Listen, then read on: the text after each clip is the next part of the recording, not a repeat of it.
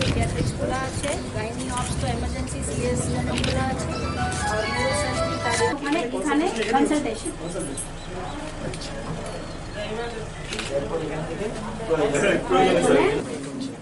ফুল all departments আগে এখানে consultation করছে, তারপরে যদি ক্রিটিক্যাল কেয়ার যদি লাগে মানে তো উপরে ভিতরে গিয়ে যাচ্ছে।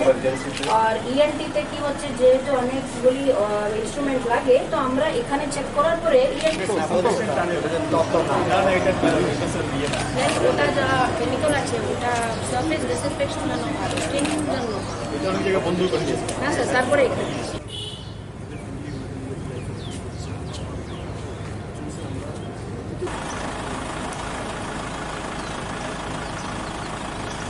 গভর্নমেন্ট সিদ্ধান্ত নিয়েছে, যেহেতু আমাদের জিবি হসপিটালে আমরা ট্রিটমেন্ট সেন্টার করেছি, তো সুতরাং ট্রিটমেন্ট সেন্টার করেছি। সাধারণত কোভিড-19 সম্বন্ধে অনেকের ভীতি থাকতে পারে, যদিও ভীতি থাকার কিছু নেই, তারপরেও মানুষের যাতে অসুবিধা না হয়, রাজ্যবাসীর যাতে অসুবিধা না হয়, লকডাউন ঘোষণার পরে আইএলএস হসপিটাল ওপিডি বন্ধ রেখেছিল।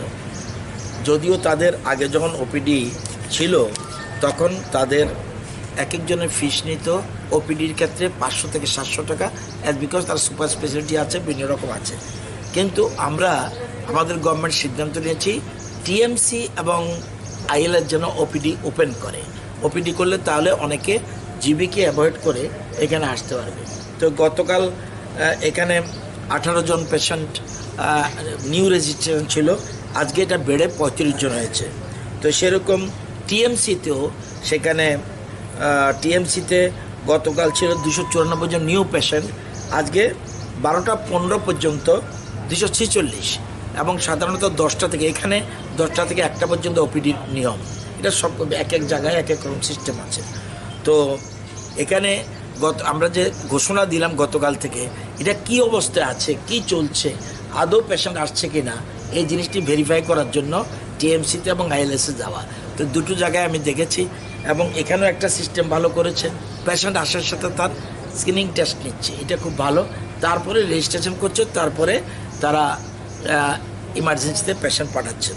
তো এই জিনিসগুলি দেখার জন্য, এবং এখানে এখানে ভালো ভালো ডাক্তারও রয়েছে, আমাদের রাজ্যের এবং বহির্রাজ্যের অনেক ডাক্তার রয়েছে। যেমন এখানে রয়েছে জেনারেল মেডিসিনে আকাশ চাকমা,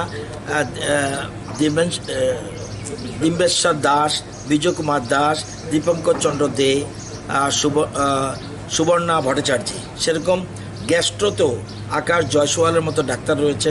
কার্ডিওতে আমাদের খুব প্রয়োজন, কারণ এখন আমরা বহিরাজ্যে পাঠাতে পারবো না কাউকে, সেই জন্য আইএলএসে একটা হসপিটাল এমন সেফ থাকা উচিত যেখানে কোনো রকমই যেন করোনা কোনো পেশেন্ট না আসে। এখানে কার্ডিওতে হেমচন্দ্র গর্গ, গাইনোতে মমতা সিং, তারপরে মঞ্জুরি রাহুল পোদ্দার, জওহরলাল বৈদ্য, সুমিত শুক্ল দাস, বাপাদিত্য সোম, সার্জারিতে সুদীপ্তা ভট্টাচার্য, অর্থতে তুষার টুডু, এবং পেডিয়াট্রিকে নারায়ণলাল ভৌমিক, রাহুল পোদ্দার, এরকম 61 ডাক্তার রয়েছে, বিভিন্ন ডাক্তার রয়েছে। আর আজকে আইপিডিতে, ওপিডি আইপিডি আলাদা জিনিস, আইপিডি ইনডোর পেশেন্ট যারা বর্তমানে ভর্তি আছে 61 জন, আর আজকে 35 জন ওপিডিতে ট্রিটমেন্ট হয়েছে। তো আমরা এখানে আলোচনা করলাম যাতে কোনো অসুবিধা না হয়। তারাও তাদের কিছু বক্তব্য রেখেছে। এটাও ঠিক যে এখানে 95 যেমন যেহেতু কমিউনিকেশন গ্যাপ, তাদের পক্ষে 95 বিশেষ করে মাস্ক পাচ্ছে না। তো এবং আমাদের গভর্নমেন্টের কাছে চিঠি দিয়েছে গ্লাভস, মাস্ক এবং বিশেষ করে যদিও পিপি কিটস, এটা হলো মেন্টাল স্যাটিসফ্যাকশনের জন্য পিপি কিটস এবং সার্জিক্যাল ক্যাপ না থাকলেও মাস্ক এবং সার্জিক্যাল গ্লাভস দেওয়া যায় কি না, গভর্নমেন্টের কাছে ওনারা চিঠি দিয়েছে।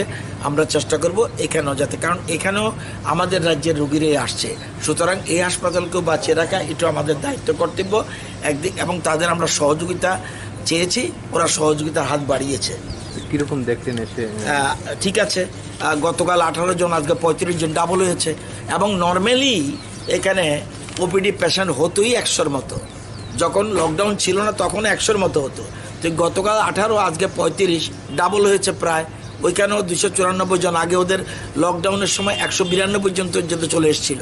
তো এখন আস্তে আস্তে এই দুটো হসপিটালের প্রতি মানুষ যাচ্ছে।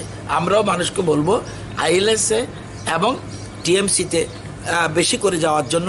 এখানে বিশিষ্ট ডাক্তাররা রয়েছে, তবে যেখানে করোনার ট্রিটমেন্ট করা দরকার, স্ক্রিনিং টেস্টে অনেকের জন্য ভুল বোঝাবুঝি না হয়।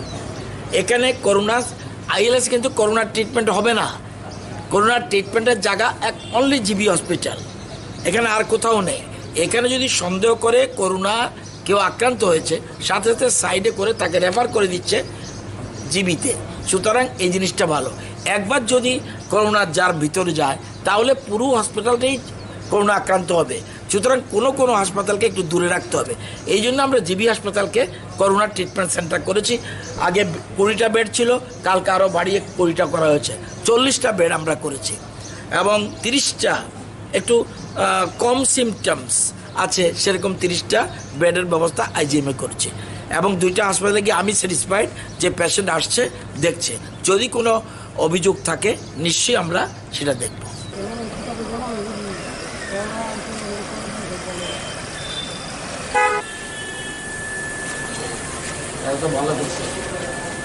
বিভিন্ন কেন করলো?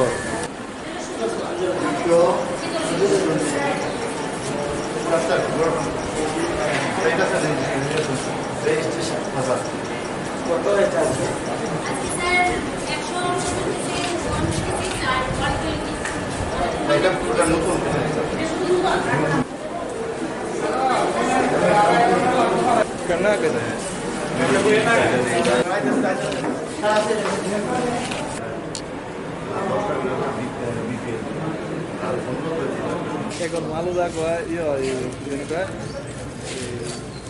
বাটকন্দা মালুদা এই দিকে তুলে দিকে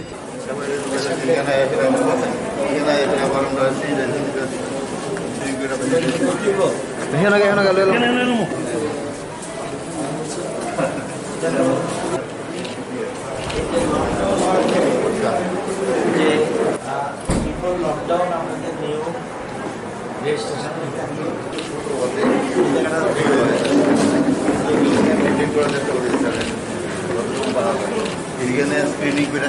আমাদের রাজ্য সরকার টিএমসি এবং আইএলএসকে অনুরোধ করেছে, যেহেতু